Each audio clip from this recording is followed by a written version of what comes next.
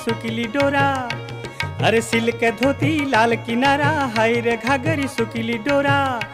ओ बाना मोहनी बहनी तिले धारो बोला, ओ माया मोहनी मोहनी तिले धारो बोला।